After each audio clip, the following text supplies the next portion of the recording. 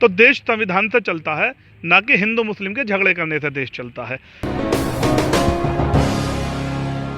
देखिए, इस वक्त हम मौजूद हैं बुलंदशहर ज़िले में, जो कि 3 दिसंबर आज ही के दिन 3 दिसंबर में बुलंदशहर के स्याना कोतवाली में एक हिंसा की आग भड़की थी। आज ही के दिन बुलंदशहर में एक हिंसा की आग भड़की थी, जो कि स्याना थाने में एक आग लगा दी गई थी, जो कि एक चौकी पड़ती थी चिंगरावटी, उस चौकी में आग लगा दी गई थी और उसी में एक इंस्पेक्टर साहब शहीद हो गए थे और 2 युवक गांव के ही शहीद हो गए थे, जिसका मुख्य आरोपी शिखर अग्रवाल जी को बनाया गया था। तो आज हमारी एनडीटीवी भारत की टीम उनके पास पहुंची है, तो उसी के बारे में आज हम खास बातचीत करने के लिए पहुंचे हैं। जो मुख्य आरोपी शिखर अग्रवाल जी हैं, जिनके पास आज हम पहुंचे हैं, जिनसे हम खास वार्ता करेंगे। शिखर अग्रवाल जी, जो कि बुलंदशहर जिले के स्याना कोतवाली क्षेत्र में हुई हिंसा के मुख्य आरोपी शिखर अग्रवाल ने दंगों को लेकर एक मेरा अपराध नाम की पुस्तक भी लिखी है। काफ़ी चर्चाओं में ये रहते हैं और जो कि आज हमारे साथ बने हुए हैं। और इनकी जो पुस्तक है वो 4 जनवरी से 12 जनवरी के बीच में आने वाले पुस्तक मेले में प्रकाशित की जाएगी। तो शिखर जी, आज भी कुछ अनसुलझे यानी उस दंगे के रहस्य हैं जो 3 दिसंबर को हुए दंगे। 27 नामजद लिखे गए थे और 50-60 अज्ञात लोगों के विरुद्ध मुकदमा पंजीकृत हुआ था, जो आज भी है। और मुकदमे में 21 धारा लगाई गई थी और मामला जो है देश विदेश की मीडियाओं में भी सुर्खियों में रहा था। तो ये जो अज्ञात लोगों पे भी धाराएं, मतलब मुकदमा हुआ था और आप पे भी मुकदमा हुआ था, वो कहाँ तक सच्चाई है उसमें? जो एक इंस्पेक्टर सुबोध कुमार सिंह की भी हत्या हो गई थी, उसमें कहाँ तक सच्चाई है? वो उसका आरोप शायद आप पर लगा था, तो उसके मामले में बताएं आप। हमने कोई हत्या नहीं करी है, ना ही हमारा हत्या से किसी प्रकार का कोई वास्ता है। हम तो अहिंसक लोग हैं। हम तो चींटी भी जारी होती है उसे रास्ता दे देते हैं, उसकी भी हत्या नहीं करते। तो किसी मानव की हत्या हमारे लिए बड़ा गंभीर विषय है, गलत आरोप है। हालांकि आरोप प्रत्यारोप का राजनीति में दौर चलता रहता है। मेरे राजनीतिक दुश्मनों ने अपनी राजनीतिक दुश्मनी निकालने के ऊपर मेरे ऊपर ये आरोप लगवा दिए। मैं एक एक धारा का जवाब अदालत में देने के लिए सक्षम हूँ और मैं बाइज्जत बरी होऊंगा। मैंने अपनी किताब मेरा अपराध में अपना आत्मचिंतन किया है और उन बेकसूर लोगों का आत्मबोध भी लिखा है जो किसी भी तरह से जेल की यातनाएं झेल रहे हैं या अपने परिवार वियोग की यातनाएं झेल रहे हैं या किसी कानूनी प्रक्रिया का शिकार होकर वो लोग जेल चले गए हैं। कौन सी किताब? अपनी किताब दिखाएं, आप दिखाएं, किताब दिखाएं, शो कराएं। क्या नाम है किताब का? मेरी किताब का नाम मेरा अपराध है। कैमरामैन से कहूँगा दिखाएं, जरा जूम करके दिखाएं कि जो शिखर अग्रवाल जी ने जो ये अब किताब लिखी है, मेरा अपराध नाम से किताब है। ये आप देख सकते हैं सीधा स्क्रीन पर कि जो ये इन्होंने खुद लिखी है और जो कि इसके बारे में ये बता रहे हैं। 33,000 शब्दों का संकलन हमने इस किताब के अंदर किया है। करीब 160 पन्नों में ये किताब तैयार हुई है। 160 रुपये इस किताब का मूल्य रखा गया है। इस किताब से होने वाली आय जो एक प्रति किताब पर 16 रुपये होगी, वो जेल के बंदियों के कल्याण हेतु खर्च की जाएगी एवं उनके परिवार को सहायता पहुंचाने में खर्च की जाएगी एवं न्यायिक प्रक्रिया उन्हें पहुंचाने के लिए अधिवक्ताओं को दी जाएगी, ताकि हम जैसे लोग जो किसी राजनीतिवश, किसी साजिशवश शिकार हो गए हैं कानूनी प्रक्रियाओं का और जेल में अपना जीवन यापन कर रहे हैं, जो दंश मैंने झेला है वो दंश कोई और व्यक्ति ना झेले। एनडीटीवी भारत का मैं बहुत बहुत धन्यवाद अदा करना चाहूँगा कि एनडीटीवी भारत की टीम आज मेरे पास आई मेरी पीड़ा जानने के लिए, मेरी पुस्तक के बारे में जानने के लिए। मैं चाहूँगा कि कुछ लोगों ने मतलब सामने बातें भी आई थी कि शिखर जी ने हिंदू मुस्लिम कराने की ये साजिश रची थी।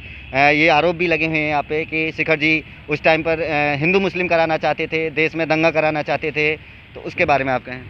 मैंने हिंदू मुस्लिम नामक कराने वाला तो शब्द मेरे जहन से भी बाहर रहता है। मैं देश के संविधान को मानता हूँ। संविधान ने जिन जिन लोगों को रहने की भारत में इजाज़त दी है, तो मैं उनसे अलग कैसे हो सकता हूँ? और अगर मैं उन्हें अलग मानूंगा तो मैं संविधान को नहीं मानता। तो देश संविधान से चलता है, ना कि हिंदू मुस्लिम के झगड़े करने से देश चलता है। मेरी ऐसी किसी प्रकार की कोई साजिश नहीं थी। हमारी माताओं को शोषण किया गया था, काटा गया था गौ माता को। वहाँ मैं सिर्फ इसलिए वहाँ पे पहुँचा था कि जस्टिस होना चाहिए, न्याय मिलना चाहिए। मैं इन सभी आरोपों को नकारता हूं कि मैंने कोई दंगा भड़काने की साजिश करी। मेरे ऊपर हत्या का आज से पहले या किसी भी अन्य प्रकार का कोई मुकदमा नहीं रहा है। मैं डॉक्टरी का छात्र हूं, मैं दंगाई नहीं हूं। हालात ऐसे पैदा हो गए कि मुझे आज सफाई देते देते मैं खुद सफाई बन गया हूं। कई गांव पड़ते हैं, चौकी के आसपास के जो गांव के कुछ लोग थे वो काफ़ी संख्या में, सैकड़ों की संख्या में लोग पलायन कर चुके हैं। क्या वो लोग वापस आ चुके हैं अभी? और बताया जाता है कि आज भी अगर उस क्षेत्र से पुलिस की गाड़ी गुजरती है तो उनका दिल दहलता है और वो दंगा जो है वो ताज़ा हो जाता है, याद आती है उस दंगे की। क्या रहस्य था उस दंगे का उस समय? पुलिस ने दंगा होने के बाद, मुकदमा लिखने के बाद ऐसी बर्बरता उन गांव वालों की और मेरे घर पे की थी कि सारा सामान तोड़ फोड़ दिया था। TV, fridge, cooler, washing machine, bed, बिजली के बोर्ड, स्विच तक के मेरे तोड़ दिए गए थे। तो पुलिस की कार्रवाई से जनता इतनी ज़्यादा भयभीत हो गई थी, युवा इतने ज़्यादा भयभीत हो गए थे, जिसे पकड़ा उसे पकड़ के कहा कि तू भी दंगे में शामिल था, चल जेल को। तो इतनी भयभीत हो गई थी कि युवा पलायन करने पर मजबूर हो गए थे। और वो हिंदू ही युवा थे जो पलायन करने पर मजबूर हुए थे, जो आज तक भी अपने गांव, अपने परिवार वापस नहीं आ पाए हैं। आज भी जब पुलिस की गाड़ी उस क्षेत्रों से गुजरती है तो लोग डर के मारे सहम जाते हैं कि क्या गुल पुलिस नया खिला दे, क्या उनके साथ गलत कार्य कर दे, क्या उनके साथ हो जाए। तो पुलिस को और जनता को, दोनों को तालमेल के साथ कार्य करना चाहिए। पुलिस को भी कोई ऐसा अनैतिक कार्य ना करना चाहिए और जनता को भी कानून अपने हाथ में ना लेना चाहिए। दोनों सामंजस्य के साथ रहेंगे तभी मेरा भारत महान बनेगा। आपको निषाद पार्टी में इतना ऊंचा पद दिया गया है, तो क्या निषाद पार्टी पर आप विश्वास करते हैं? मैं पूरे जीवन मरणों तक, जब तक कि इस देह में सांस रहेगी और खून का अंतिम कतरा बाकी रहेगा, निषाद पार्टी के लिए कार्य करता रहूँगा। महामना डॉक्टर संजय निषाद की नीतियों को जन जन तक पहुँचाता रहूँगा। मैंने देखा है निषाद पार्टी के अंदर निर्बल इंडियन शोषित, हमारा आम दल निषाद पार्टी का पूरा नाम है। जो गरीब हैं, जो मजलूम हैं, जो वंचित हैं, जो पिछड़े हैं, जो निर्बल हैं, उन लोगों के लिए निषाद पार्टी कार्य कर रही है। अब गुंडे माफियाओं से सबल प्रकार के जो लोग हैं, जो गरीबों पर शोषण करते हैं, जो गरीबों पर अत्याचार करते हैं, निषाद पार्टी उन्हें मुंहतोड़ जवाब देगी। 2022 में हम सरकार बना रहे हैं। आप अपने आप को निर्दोष साबित कैसे करेंगे? न्यायपालिका ने हमें इतनी शक्तियाँ दी हैं कि हर निर्दोष व्यक्ति अपने आप को निर्दोष साबित कर सके। मेरे पास मेरा मुकदमा आज अदालत में विचाराधीन है।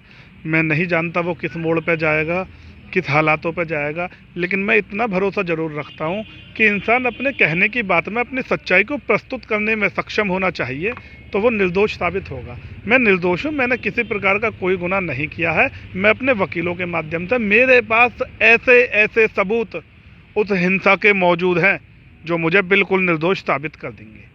वो सबूत मैं अदालत में माननीय पीठासीन जजों को, माननीय पीठासीन अधिकारियों को दिखाने दूंगा, ये मेरा वादा है। तो देखो, ये थे जो सियाना में जो 3 दिसंबर 2018 में एक हिंसा की आग भड़की थी, जो कि देश विदेश में चर्चा का विषय बन गई थी। कैमरा पर्सन फैसल खान के साथ कदीम खान, NTTV भारत, बुलंदशहर। देश दुनिया की ताज़ा तरीन खबरों से रूबरू होने के लिए सब्सक्राइब कीजिए आपका अपना चैनल NTTV भारत।